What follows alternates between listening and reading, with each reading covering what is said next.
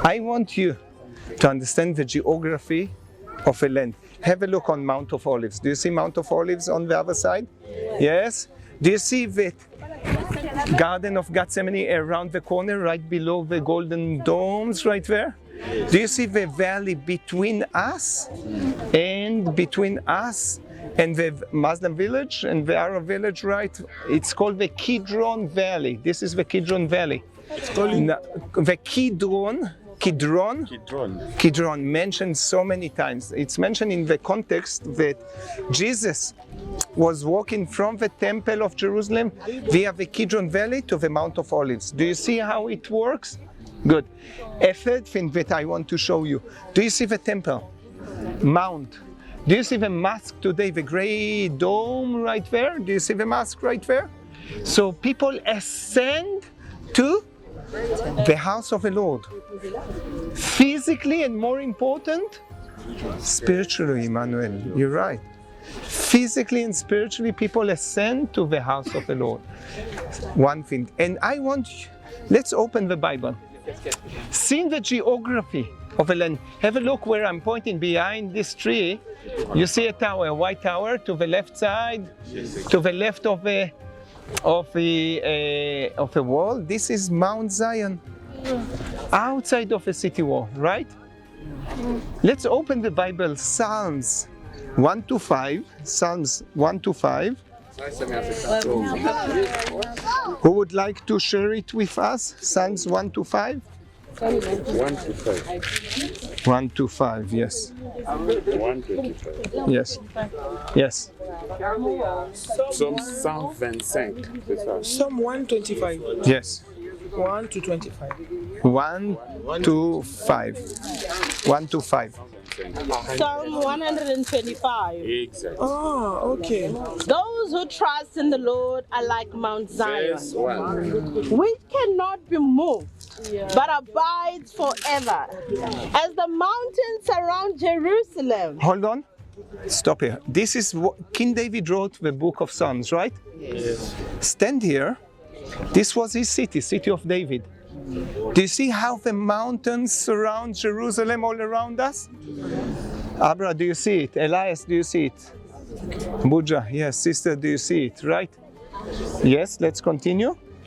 As the mountains surround Jerusalem, so the Lord surrounds his people from this time forth and forever. For the scepter of wickedness shall not rest on the land allotted to the righteous, lest the righteous reach out their hands to iniquity. Do good, O Lord, to those who are good, and to those who are upright in their hearts. As for such as turn aside to their crooked ways, the Lord shall lead them away with the workers of iniquity. Peace be upon Israel. Jerusalem. Peace be upon Israel, amen. Peace be upon Jerusalem. And this is the place where David stands. Seeing the geography of a land, leading his people for 33 years, this is the place where he ruled. And why King David? Why not in the time of King David the temple was built? Because King David was? Blood, shed blood. One of the suggestions, yes. One of the interpretation, yes, he was a warrior. Only in the time of his son, King Solomon. This is the time where the temple was built upon this hill. Upon the mountain, the Mount Moriah. I want to hold with you and to understand in the details about timing, about the role of Jesus. Now have a look. I'm touching right now, have a look what I'm pointing out. I open up. If you can come to this side, it will be easier for you to see. Have a look, different periods of the land of Israel. That's okay, Connie, in a minute you will help me, but different periods. Started with the settled Canaanite period, right? And then the Israelites, Judges' time, Joshua, and then the King David's time, 1000 BCE, right? First temple period, this is the time of King David. And then the destruction, 586, the Babylonian destruction of the temple. And then after that, the Persian, the Hellenic, the Roman times, the time of Jesus. And then the Byzantine period, Christianity, after the destruction of Jerusalem, Christianity later on became the dominant religion. And then the Muslims, early Muslims, Crusades, pilgrims that came from Europe to release the Holy Land from the hands of the Muslims. And then again for 7 centuries, the Muslim dominant right here. And right here the British Mandate and the State of Israel.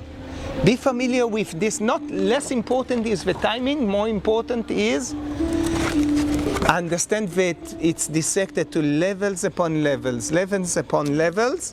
of the story of Jerusalem. There is 1,000 years difference between King David and Jesus. 1,000 years. Have a look from the time of a kingdom, United Kingdom, David, to the time of Jesus, Roman period. 1,000 years. So much happened right there.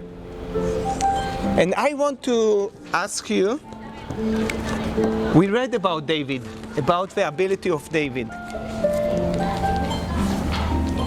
How many miracles happened in Jerusalem that performed by Jesus? How many miracles? How many? Few. How many? Few, it can be 10, can be 5. Let's be more specific. How many miracles? Yes? What do you think? How many miracles happen in Galilee? I counted more than 30 miracles. Majority of the miracles happen in Galilee. How many in Jerusalem? Only 2 miracles. Only 2 miracles happened here in the city in Jerusalem, city of David, one of them. What are those miracles? Healing the lame and healing the blind. The same lineage, the lineage of the house of David. 2 different attitudes. One attitude, he was a warrior. He was a man of God, but with a different heart. He brought the unity of the people of Israel. But this is a different heart from the heart that 1,000 years after that, Jesus came to restore what started to be with David, with King David. Heart full of mercy, heart full of love, healing, redemption. So the story of David started the circle of Jerusalem. The story of Jesus ends the circle of Jerusalem. And after 2,000 years, we came to understand and to hear what conquered with David ended with Jesus, and we expect for the second coming of Jesus to be right here in Jerusalem, to be restored what we started with the book of Revelation, chapter 21, the new Jerusalem that will abide and come like a bride on the groom. Make sense?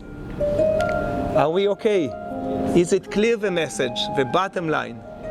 The message started with David, ended with Jesus. 1,000 years difference, but when Jesus came, he didn't come just to open physically the eyes of the people, to give them ability to walk. He came to open the spiritual eyes. Yes, the physical eyes, of course, but more important, the spiritual eyes, to see the way how to walk in the regulation, decrees, commandments of God in the right way. Make sense?